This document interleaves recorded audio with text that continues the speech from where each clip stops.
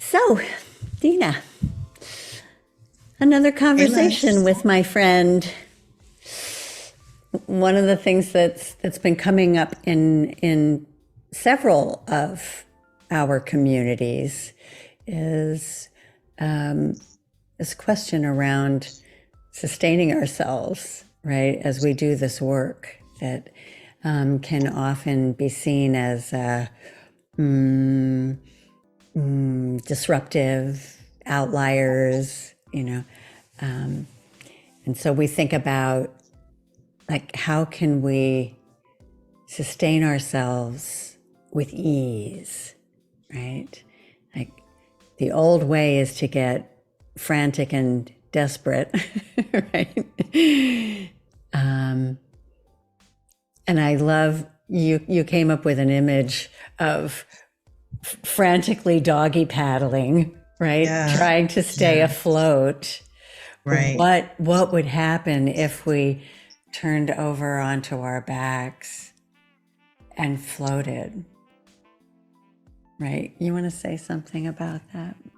Oh, yes. So, I mean, it's so much in that because when we turn over and we float on our backs, it's like the embodiment of surrender. So, what I find in this time is that we have this resonance with buzzwords that have sparked us, but we want the spark to not go zzz and just like go away. We want the spark to ignite things within us and within others, right? And so the embodiment of the different words, the ways of being, the other options that hold so much charge now. I think we have an opportunity. It's like, what happens when I become that? What happens when I let that settle into my being? So when we're talking about surrender, what happens when I surrender and I trust the other ways of knowing that are within my body? Because we know that the body is designed to do certain things when we are in a fight, flight, freeze, or fawn moment. So the body's not wrong. It's doing what it's designed to do, but what else? So that analogy, that metaphor opens me up to the what else, right? So if my brain is doing whatever it is, wherever it senses itself into those four ways of response, what else is available? So my body will automatically, it's like when you put babies in the water and then it's like, and they know to swim. How do they know to swim? We didn't teach them to swim. They were in amniotic fluid. They were baked in water for almost 10 months for its full term babe. So there are things that our body knows to do, but it's like if we relieve all the pressure from the mind to be the one source and go into like what's innate for us to be, you know, creatures, animal kin, there are things that are innate for them to do. Indigenous cultures know to like follow like what the animals and the insects are doing to be able to know about weather before weather comes and it hits into our other senses and ways of knowing. So like that's one thing. But then the other thing that opens up in that analogy is just like the vastness of everything that is not swimming in the current of our emotions or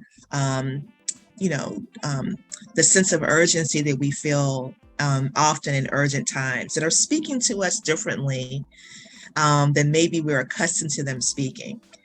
So it's like, it's a lot in that. But Yeah, I'm hearing, what's swimming in our stress response, right? yes, Like we're stuck here doggy paddling in our stress response, and it feels like the only thing that's available to us is fight, flight, freeze, right? right. Right? It's that we're stuck in that fear. What happens if we say, okay, I know this. I know you. I've been here before. And I know the thoughts that come along with that state and that state of fear. What happens if I can say, just sit right here. I'm gonna I'm going to lead us from another place, right? Yeah. I'm going to make another choice here. What else is, like you were saying, what else is available if I turn over on my back? If I live through that fearful moment of, oh my God, and turn over on my back, like, That's oh, right. I What could, if we, yeah. I'm sorry, No, go. what if we bump up B to another response? Fight, um, flight, fawn, freeze, B. Like, what if we invite that just as a curiosity, just as an exploration, and just see what opens up? Oh, I have another choice. I can do that, and just see what our body wants to teach us. See what stressors want to teach us, right? But the ease thing is also bringing up another thing with me. Lisa Nichols does a fabulous job of opening up the awareness around Pyrrhic victories. So the Pyrrhic victory, like you get across the line, whatever the line is, like you make it, you survive, but you do it at a great cost. And so it makes it sort of such a tender spot to even think about this and embrace how this shows up in our lives. How many of us have Pyrrhic victories? Like we got sustainability, we survived, but it was not with ease. It was, knuckling it or whatever. And some of us have things that our bodies and our psyches may not recover from. That's how I hold being a stroke survivor. So there were all types of times in my life when I could imagine what ease might have brought to the situation, what ease might have brought to my quality of living and flourishing. And I think that I hit a wall when I had a stroke and I lost half of my vision. It's not coming back, physical vision. But we can have another conversation about all the other gifts that came with that. But nevertheless, it is what it is. And so there's something for us to explore, like how do we do this without almost losing ourselves, right? Without, leaving parts of us on the ground that, we could use, right? Right? Yeah. Yeah. And so I see and I feel and I sense so many of us like in these Pyrrhic victories, and our culture rewards Pyrrhic victory warriors. But there's another way to war. There's another way to bring about change.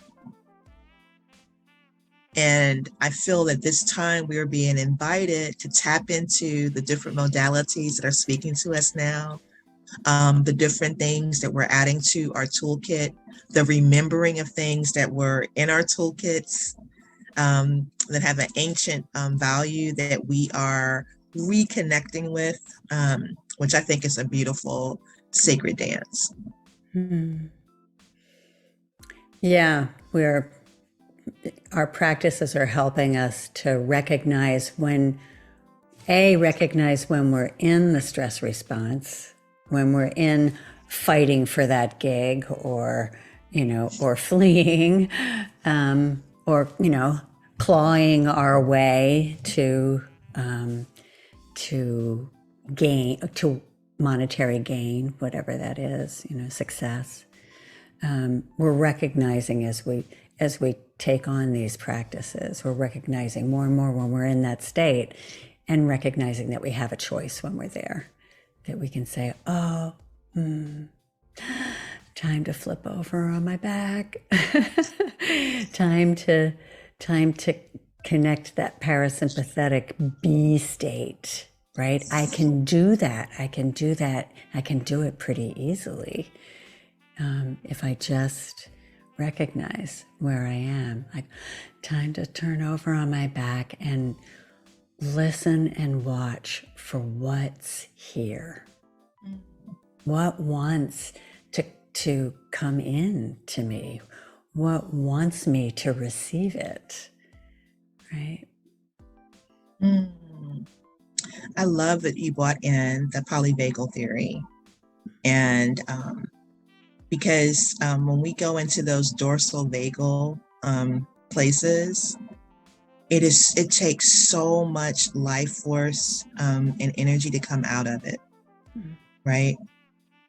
And so it's like those pauses, those pregnant pauses when we are in an event cycle. So I love what one of my favorite equations comes from Jack Canfield with the event plus response equals outcome. But like in that middle, I think is like the thing between, am I reacting or am I responding? And like whichever door I go through with my my response, whether it's reactionary or whether it's coming from a different source, from a different place, is going to impact the outcome. So that pause between, and I imagine in that pause between, going back to the analogy of like fighting the current, doggy paddling within the sea of change. But then it's like something happens. The alchemy, I think, is when I have a pause enough to witness myself. A pause enough to say, hey, wait a minute, what's going on? Hey, wait a minute, I've been down this path before. Hey, wait a minute, I know where this road is going to lead. And you just kind of witness without judgment, just observing. And just like, wait a minute. And it's just like, that's enough for that voice of the small whisper, the wisdom person that we all have this like access to within us. That's our voice of our higher understanding that just like whispers, turn over.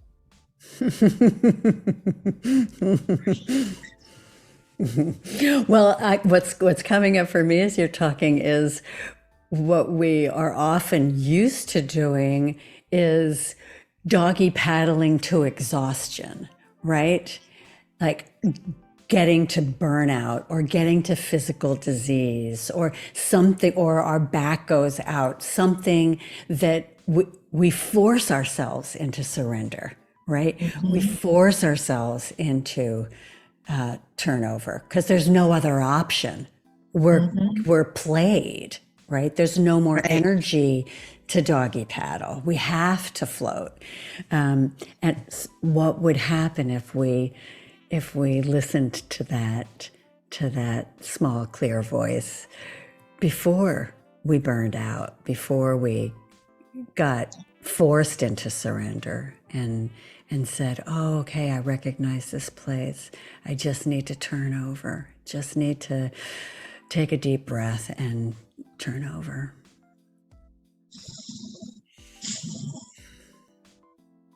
Thank you, Leslie.